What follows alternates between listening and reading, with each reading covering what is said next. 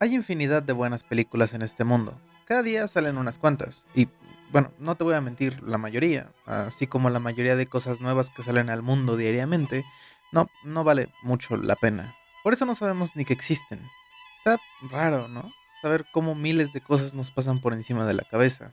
Tal vez una de ellas sería la que cambiaría nuestra perspectiva del mundo para siempre y ser una mejor persona por el resto de nuestros días. Aprendes a cocinar, a hablarle a la chica que te gusta, a lavar bien los trastes y no dejarlos con olor a huevo.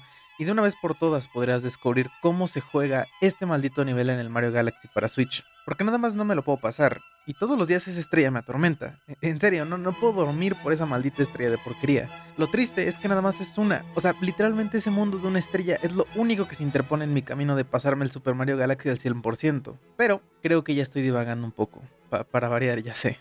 Vaya, para no hacérselas tan cansadas, quiero decir que últimamente he visto varias películas, tres en específico, y he notado algo muy distintivo entre las tres. Las tres contienen un antimensaje. ¿Y a qué me refiero con antimensaje? Bueno, todas las películas, todas, sin importar cuál sea, esto es algo de lo que no puedes escapar, tienen, intencional o no, un mensaje.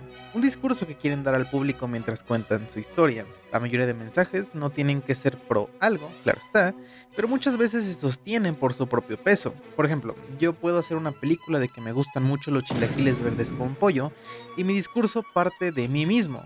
No me importa si a ti o al resto de la sociedad está de acuerdo con que mi discurso de que los chilaquiles verdes con pollo son una obra maestra de la gastronomía mexicana, porque de eso no va el mensaje. Se sostiene por su propio peso y, dentro de lo que cabe, lo aíslo de todas las demás opiniones. Sin embargo, un antimensaje es aquel que se apoya en un mensaje previo. O sea, si yo hago una película diciendo que me gustan mucho los chilaquiles verdes, pero porque veo que hay un contexto cultural y una representación en la media aceptada y glorificada por la cultura popular de que los chilaquiles verdes son un pedazo de zurrada. Mi discurso pro algo, pro chilaquiles, ahora ya no existe en un vacío y más bien existe como una respuesta a todos los mensajes anti-chilaquiles que existen allá afuera. Y mi discurso tiene que venir de un sincero repudio de la idea actual, o al menos a la representación de la idea actual. Independientemente de si intento o no burlarme o aleccionar, un discurso sostenido en mi opinión de invalidez a otros más populares es lo que me gusta a mí llamar un antidiscurso o antimensaje, no sé, patente pendiente. Y cuando juntas un antidiscurso idealmente una dirección consistente con el mismo, obtenemos una antipelícula.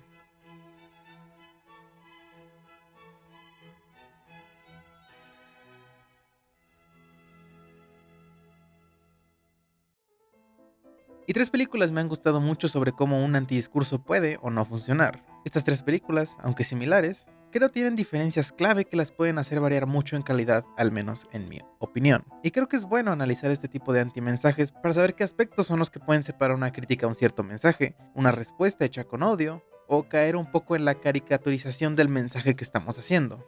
Y así no crear un hombre de paja cinematográfico.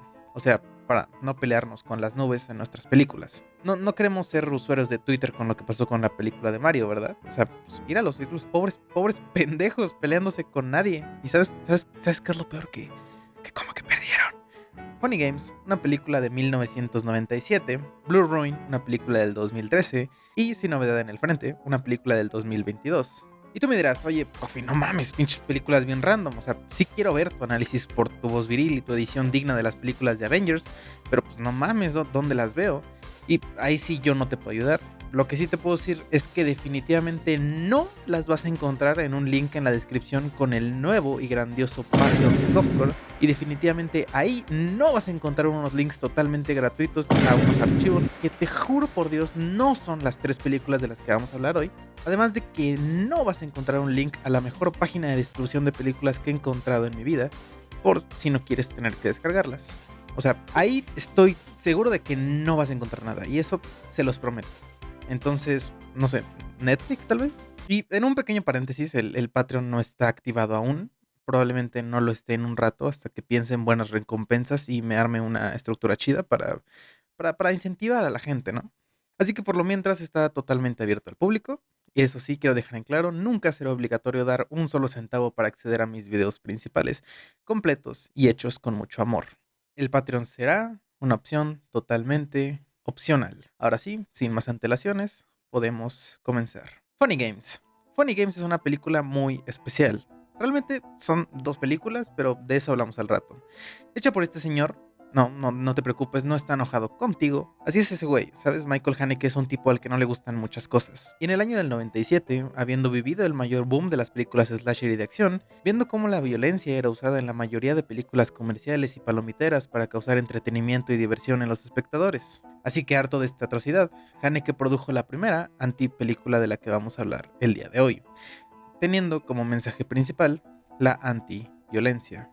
Pero, ¿de qué trata Funny Games? Bueno, pues es básicamente un slasher convertido en una película de terror hiperrealista. Porque la película, en vez de tratarse de un grupo de adolescentes así pendejones y vaya, gente que más o menos merece lo que le pasa, aquí hablamos de una pareja de padres y su hijo, los cuales solo quieren pasar unos días de vacaciones. No son estúpidos tampoco, ya que los vemos discutiendo sobre música clásica. Música clásica que por cierto es diegética y desgraciadamente es la única y primera vez en toda la película que se escucha música, al menos a voluntad de todos los personajes. Porque interrumpiendo la música clásica, una canción metal junto con el título de la película interrumpe desde el principio la paz de la cinta. Los monstruos de la historia, en vez de ser tipos con máscaras y ensangrentados, monstruos irreconocibles o muñecos encantados, son dos tipos con vestimentas de golf tan blancas que la luz del día se les refleja como espejos, siempre dando un sentido de calma y de lógica, falsa obviamente, que ninguno de los monstruos de slasher da. El mensaje antiviolencia es muy claro desde el principio, desde la motivación de toda la barbarie, que al principio parecen ser unos simples huevos rotos, literalmente, hasta que después se le pregunta directamente a nuestros dos asesinos el porqué de su acción. Ellos dan tres respuestas diferentes. Y después obviamente dicen que ninguna de las tres es verdad. Pero que eso no importa, porque la pregunta desde un principio es un sinsentido. No hay justificación para una violencia de esta magnitud. Y así se queda toda la película. No sabemos realmente por qué estos dos hacen lo que hacen. ¿O sí lo sabemos? Porque este tipo parece ser en el dúo el que más consciente está de su propia existencia. Funny Games es una película que tiene múltiples rompimientos de la cuarta pared, que van desde los sutiles, donde la cámara se coloca a literal 0 grados de la cara de nuestros protagonistas, haciendo que miren directamente a la cámara, hasta personajes directamente mirando deliberadamente a la cámara. Guiños a que lo que estamos viendo es una ficción y alteraciones de la realidad principalmente hechas por este güey. Perdonen que no les ponga clips o use nombres, pero siéndoles sincero, esta es una película en austriaco o alemán o algo así. Y pues los subtítulos siempre los hago yo y aunque no me lo crean, no sé austriaco, ¿sabes? Apenas idea huevos español, así que perdón si sienten esta parte poco ejemplativa, por así decirlo. Sobre todo en esta película que es pues casi puro diálogo. Pero bueno, todas estas direcciones de estilo se complementan perfectamente con las direcciones de guión. Dos hombres entran a la casa, torturan a esta familia, los obligan a desnudarse, los cortan con un cuchillo. Durante un momento el niño se escapa, dándonos falsas esperanzas de que al menos uno de los tres escapará de este infierno, porque los slashers casi siempre así terminan, extrañamente optimistas, con un final muy Hollywood, ya lo sabes. Al final, todo termina en una nota más o menos feliz, pero en este caso no, ya que escapa el hijo, se escapa la madre más tarde en la película, y eso solo sirve para hacer peor el sufrimiento. No sirve de nada porque no tienen las habilidades de escapar de estos dos monstruos, y aunque las tuvieran, ¿qué no es violencia lo que queremos ver? Los juegos de estos dos maníacos continúan, y uno pensaría que al ser una película tan desagradable y difícil de ver, porque te lo digo, esta película es como una que creo que todos deberíamos ver al menos una vez, pero vaya, para nada es una película que te queda ganas de volver a ver, como nunca en la vida. Nunca vemos realmente ningún acto de violencia, y es ahí donde creo que se esconde la clave de todo esto. O sea, nunca vemos el gore que esperaríamos en una película así. Toda la violencia ocurre fuera de plano. Nos enfocamos más en los antes y el después, el nerviosismo y desesperación de estar a merced de un desconocido, y los interminables segundos combinados con impotencia y la más profunda rabia y tristeza que vas a sentir en tu vida después de ver lo inevitable pasar. Pasamos toda la película sentados junto a esta familia y sus captores, y el momento en el que deciden matar a alguien, seguimos en cambio a uno de los dos haciéndose un sándwich, dejando el sonido como la única pista de lo que está pasando, y, para nuestra sorpresa, no tiene nada de entretenido. Le dispararon al niño, algo impensable en mucho del cine comercial. Una verdad casi segura es que los niños no se van a morir. si alguien va a sobrevivir, son ellos. Pero aquí son los primeros en morir. Después de eso tenemos un mismo plano de 10 minutos seguidos de los padres llorando por la muerte de su hijo y tratando de escapar de la casa después de que los dos asesinos se fueron de la casa momentáneamente. Lo peor ya ha ocurrido y no han muerto.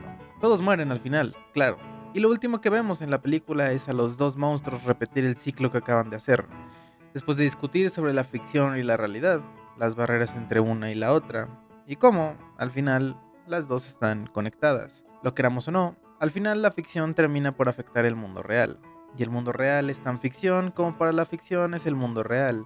Tenemos el poder de crear mundos y los usamos para masacrarlos. Todo por juegos divertidos. ¿Y qué nos intenta decir Michael Haneke con esto? Bueno, principalmente nos dice que es un güey muy enojado. También es un güey muy soberbio, porque Funny Games tiene siempre un aire de aleccionamiento y superioridad en su discurso, vaya. Vaya, podemos ver que Haneke casi no es un güey muy nefasto, pero sea un güey nefasto, no podemos quitar el hecho de que Funny Games hace mucho bien acerca de tener un antimensaje. Principalmente la actitud que se permea a lo largo de toda la película, esa actitud de esto es lo que les gusta, ¿verdad? El poco sincero intento de hacer una película más del montón, exagerando sus atributos que usualmente se dejan sin ver, dejando al mínimo aquellos que la gente disfruta. Los elementos ácidos y de rompimiento de la cuarta pared son claves para poder llegar a una mejor manera al espectador, que éste no pueda escapar de la crítica, o más que crítica, del ejercicio de juicio que les hace Haneke. Podemos discernir que un antimensaje no tiene ni por un momento que ser objetivo. Funny Games no es una película hecha con objetividad, con un argumento de hacer llegar a las personas un mensaje de una buena forma. Está hecha con enojo, un claro sentido de superioridad moral y una deshonestidad en muchos de sus aspectos. Es una balanza a lo que cree que está contradiciendo. Es una performance de principio a fin, no un elemento contemplativo, y pretende hacer llegar su mensaje de cualquier forma posible. También es muy importante mencionar que hay que tener un antecedente, algo tangible a lo que estar contestando. Y en este caso, Michael Haneke, vaya que lo tenía. Venía de la época dorada de los slashers, las películas de acción, de guerra, películas de explotación. Vaya, que tenía motivos para sustentar lo que alegaba y decidió responder a toda esta glorificación marcando los aspectos más futiles, asquerosos, traumantes y sin sentido de la violencia. Es una película que debería darte asco, y lo consigue. Aún así, creo que Funny Games hace todo lo correcto para hacer un antimensaje, y por consiguiente, una anti-película. ¿Es extremista? Sí, pero creo que ese debería ser el objetivo haciendo una película así. Y es ahí donde llegamos a otro antimensaje, la antivenganza, traída por Blue Ruin. Y aquí podemos ver que también tenemos una obra que responde a un estímulo específico, las películas de venganza. Y retroactivamente, creo que hace una muy buena respuesta a una en específico, John Wick. Y cualquiera que me conozca sabe que tengo un problema bastante largo con las películas de John Wick. O sea, sí me gustan todas, pero la verdad es que tengo muchas cosas que decir acerca de esta franquicia. Y porque, en resumen, la verdad es que creo que John Wick es un personaje sumamente nefasto. O sea, el güey genuinamente me caga, ¿sabes? Y desde la primera película estoy pues, bastante en contra de cualquier acción que toma. Pero sé que no es una opinión popular. Y sobre todo, no es el tema del video. Me guste o no, no podemos negar que John Wick es una historia de venganza, al menos la primera de las ahora 4, una que muestra el proceso de tomar venganza como una casi despegada al evento traumático por el que te estás vengando. Y en Blue Ruin pasa exactamente lo contrario. La película, muy simple también, nos habla de la vida de un vagabundo el cual va en busca de matar al hombre que mató a sus padres cuando él era un niño, después de que él mismo fuera liberado de prisión. Desde el principio lo que hace la película es tomar perspectiva. Tomar una distancia de lo que ocasiona estar atascado en un trauma, el dolor y cómo un evento traumático de tu infancia puede arruinar el resto de tu vida. La perspectiva y dejar pasar el tiempo son una herramienta que usa el director para no usar recursos tan agresivos. A diferencia de en Funny Games, es todo mucho más sutil, dentro de lo que cabe, claro, en una historia así. Porque podemos ver varias escenas calco de otras. Por ejemplo, el típico montaje como pasa en John Wick, por ejemplo, del protagonista yendo a recolectar todas las cosas que va a necesitar para llevar a cabo su venganza. En un caso es un montaje hecho con gracia, planos agradables, música igual de agradable, épica, todo de huevos, vaya. Dices, a huevo, nos estamos preparando para una secuencia de acción increíble. Y sí, y sí, la disfrutas, y ese es el objetivo de esa película en específico. Pero aquí, en Blue Ruin, vemos la realidad de un proceso así, como puede muchas veces salir mal, ser desastroso, ser sucio, y al final no valer para nada porque vas a terminar improvisando. Y aún así, Blue Ruin es una película muy simple, y creo tiene muchos problemas. Porque por un lado te vende esta idea de que la venganza solo crea ciclos y ciclos de violencia sin sentido que al final acaban todos muertos. Ojo por ojo deja al mundo ciego, pues ese es el principal mensaje de la película. El momento donde nuestro protagonista por fin le quita la vida a la persona que tanto odió, llega como a los 15 minutos de película. En este caso, este acontecimiento, que en todas las demás películas a las que responde, es usado como el clímax, el momento donde por fin se consigue el objetivo, aquí es usado como el mero detonante. Y la violencia aquí tampoco es agradable. Es curioso cómo dos películas pueden obtener el mismo sentimiento, sentir desagrado por estar presenciando violencia sin sentido, con técnicas totalmente diferentes. En una dejándonos la violencia fuera de cuadro y centrándonos más en sus previas y consecuencias, y en otras viéndola en todo su esplendor, también dándonos chance de centrarnos en las consecuencias de la violencia y en cómo pueden afectar a otros. Pero las instancias en las cuales la violencia es desagradable son contadas. Si tenemos en cuenta que tal vez la mitad de los demás enfrentamientos violentos son usados de forma bastante convencional. O sea, hay una escena en la cual el prota se marca un mi pobre angelito y trata de escapar de su casa y a la vez matar a los tipos que entran a la suya. Claro que por el tono de la película no alcanzan los mismos niveles de espectacularidad que otras películas, sin embargo son momentos que no entran muy bien en el propio discurso. A lo mejor por un miedo de querer hacer una película que guste a la mayoría, algo que creo no es la mejor forma de acercarse a la hora de crear un antidiscurso, porque la ambigüedad de la situación se mantiene mucho más al aire, no es tan radical. De hecho, diría que es una película bastante balanceada en sus niveles de moralidad, porque al principio nuestro personaje principal es aquel motivado por la venganza. Después de cumplir su cometido y al ver las repercusiones de sus actos, es cuando cambia en el espectro de la moral a un extremo de querer parar la violencia a toda costa. Es interesante porque después el motivo de venganza es tomado al 100% por la familia del güey al que acaba de asesinar, haciéndolos innegociables en más de una ocasión, lo que los lleva a sus muertes. Muertes que en este caso se sienten totalmente justificadas, gracias a que, bueno, pues no podíamos hacer nada más, ¿sabes?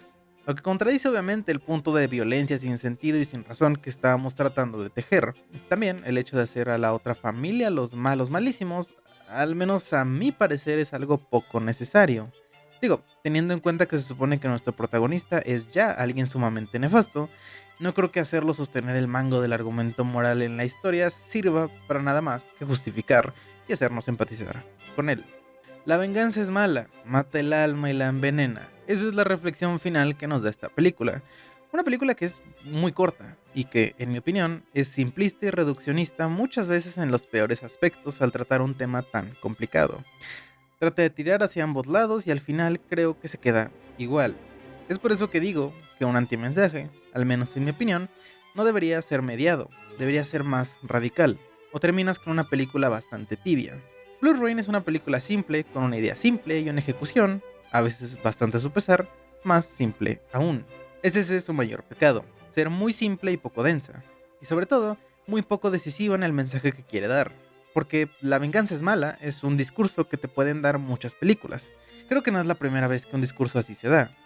Sin embargo, en su ejecución de antimensaje, donde los elementos de exageración, radicalismo y sátira pueden salir más a flote, creando un guión mucho más ácido, uno tiene que ser fuerte. Y por último, probablemente la película más famosa de las tres, sin duda la más reciente, una película del año pasado para el momento en el que escribo esto, que nos habla sobre la vida de un soldado alemán durante la Primera Guerra Mundial. Antes de empezar, quiero recalcar dos puntos. Esta es con diferencia la película más larga de las tres. Las primeras dos películas tienen una duración cómicamente parecida, hora y media casi exacta, y no sé si esto sea algo relevante, pero vaya, es curioso. Sin Novedad en el Frente tiene una duración de 2 horas y media. Tiene 60 minutos más para profundizar mucho más en su mensaje. Y eso creo es un poco un arma de doble filo cuando hablamos de un antimensaje, ya que más tiempo es más reflexión Y con cualquier tema, más profundidad, más capas, menos radicalización. Como todo en la vida, vaya. Y me gustaría tener presente cómo el tiempo ayuda o perjudica al mensaje de la película. Y en segunda, tengo que decir que ya de manera totalmente personal, no me gustan mucho las películas de guerra. A mí, sinceramente a mí no me llama nada la atención todo el tema de la guerra, más presentado desde un punto de vista así de personal. No por nada, sino porque creo que muchas veces el mensaje de estas películas es siempre el mismo. La guerra apesta. La guerra es el infierno, ¿sabes? Y a mí siempre me ha parecido un mensaje tan innovador como decir que el agua moja. También, de forma muy personal, la verdad, la guerra siempre me ha transmitido mucho asco y mucha tristeza. Siendo un gran aficionado a la historia, siempre me ha dolido mucho profundizar en el aspecto humano de la guerra. La geopolítica me encanta, pero siempre he sentido mucho rechazo por este tema en específico. O sea, vaya, nunca he pensado en el tema de la guerra, al menos así de cercana, ni de lejos como un tópico por el que me veo atraído por su valor de entretenimiento o diversión. Teniendo esto en cuenta, y hablando desde la perspectiva de alguien que la verdad no ha visto muchas películas sobre la guerra, podemos empezar con el discurso antiguerra de Sin Novedad en el Frente. Lo que para Funny Games son los slasher y para Blue Ruin son las películas de venganza, es lo que las películas bélicas representan para Sin Novedad en el Frente. Y tengo que ser sincero, creo que Sin Novedad en el Frente es una película increíblemente bien hecha. Lo cuenta de una gran forma y con una maestría técnica. Sin embargo, creo que es con el discurso que cuenta con el que no estoy tan de acuerdo. Y creo que cuenta con varias disonancias. Como dije, no he visto muchas películas sobre guerra, pero una que sí he visto es Jojo Rabbit. Y durante la primera mitad de la película me encontré mucho rato comparando estas dos. Algo gracioso porque Jojo Rabbit es una comedia, y Sin Novedad en el Frente, un drama, con lo que me gusta a mí llamar un antidiscurso. Y es que la sátira y la exageración son dos cualidades que ambas cosas tienen en común, además de subvertir expectativas, porque algo predecible no da risa. Y es en los primeros momentos de la película, justamente aquellas tomas en las que se ve a todos los soldados sobreentusiastas acerca de ir a la guerra, que realmente no me lo terminé de creer, y lo comparé mucho con el niño protagonista de Jojo Rabbit. Y en esa película se entiende, o al menos yo lo entiendo, porque, bueno, es un niño, pero aquí, pues no tanto. Y no sé, no soy alemán y no estaba yo ni vivo en 1914, pero pues, no creo que sea la forma más realista posible de retratar este evento. Pero como ya lo hablamos en un antiguión, ser lo más realistas posibles creo que muchas veces no es lo más importante, excepto aquí. Y es exactamente por eso que elegí esta película. Creo que la guerra es casi particularmente el único tema donde de verdad estas reglas se cambian. Más en esta película, porque no tienes que exagerar nada. No es necesario exagerar la guerra. La guerra ya por sí sola es un infierno. Exagerarla sería poco respetuoso a mi parecer. Sobre todo cuando estamos hablando de una guerra real, donde murió gente real, y no tanto usamos la guerra como concepto. Y es algo que esta película sabe hacer, usar un tono mucho más contemplativo de la guerra, más que adoctrinante, es en la dirección de planos donde muchas veces se nos complica el asunto, porque casi todos los planos de esta película tratan de mantener una simetría y balance entre ellos. Y ahí hay planos muy bonitos, la verdad muy bellos, dentro y fuera de la guerra. Objetivamente planos muy bonitos que medio nos sacan de la inmersión del mensaje de que la guerra es horrible, ¿sabes? Porque la cámara está quieta, en un punto estético con balance y simetría. A veces con secuencias de acción que son muy entretenidas. Están muy bien hechas, sí, pero están tan bien hechas que terminan por ser divertidas, a diferencia de desagradable. Sin Novedad en el Frente quiere retratar desde el segundo uno lo poco que importa la vida humana en una guerra, matando a nuestro protagonista inicial en la primera escena de la película y dejándonos siguiendo a otro soldado durante las siguientes 2 horas y 25 minutos, reduciendo a los soldados a chapas. Difícil hacer llegar este mensaje y a la vez centrarnos en la humanidad de la guerra, porque como película al final terminas cayendo más en uno que en otro. Y en este caso es la segunda, porque durante casi toda la película seguimos a un solo soldado y a sus compañeros. Vemos cómo la guerra los cambia y las tragedias que implica estar en ella. Y al final, lo inútil que fue su muerte, y a unos pocos segundos de terminada la guerra. Lo innecesaria que fue tanta barbarie, y cómo esa historia que ese soldado vivió, al menos dentro de su ficción, no fue contada por nadie, así como la de los millones de soldados que murieron en la Primera Guerra Mundial. De igual forma que con Blue Ruin, tenemos un balanceo moral en distintos personajes, con varios generales de alto rango velando por terminar la incesante guerra y firmar los tratados que llevarán la paz, como una subtrama a todo lo que está pasando. Interesante, sí. Y sí, al igual que uno de los generales alemanes que mandaron al matadero a los jóvenes, esta gente existe, pero cae mucho en lo dicotómico por querer llegar a un antimensaje al que nadie se le opone. Porque creo, al menos en el momento actual, 2022, en el momento de la película, que el problema de las películas bélicas, más que ser pro guerra y glorificantes, son más bien dicotómicas. Muchas pintan al enemigo como un monstruo o un demonio al que hay que matar y encuentran gloria en la muerte del enemigo. En eso estoy de acuerdo, pero creo que ninguna película alguna vez retrató a la guerra como un estado deseable o romántico, y ese es el tema de crear un hombre de paja con el que pelearse. Porque la postura de Sin Novedad en el Frente es que la guerra es mala y mata gente, ¿sabes? Pero es una postura con la que creo estamos todos de acuerdo. No creo que haya un porcentaje de gente que vea la guerra como un buen estado para vivir. Tiene destellos de ser una película bastante antidicotómica, pero otras escenas igual de pesadas que la contradicen bastante, creando así una película igual poco densa. Se dice a sí misma que la guerra es buena y se contesta también a sí misma demostrándote por qué no lo es. Y lo consigue de buena forma. Es una película que a nivel técnico es bastante excelente. Pero hay una dicotomía en su excelencia técnica y su tono. Y en su tono con su dirección y en su tono con su discurso. El cual está fundamentado no en un contexto social. Y para que un antidiscurso funcione, ninguna de estas puede salirse de sintonía. Antiviolencia, antivenganza y antiguerra.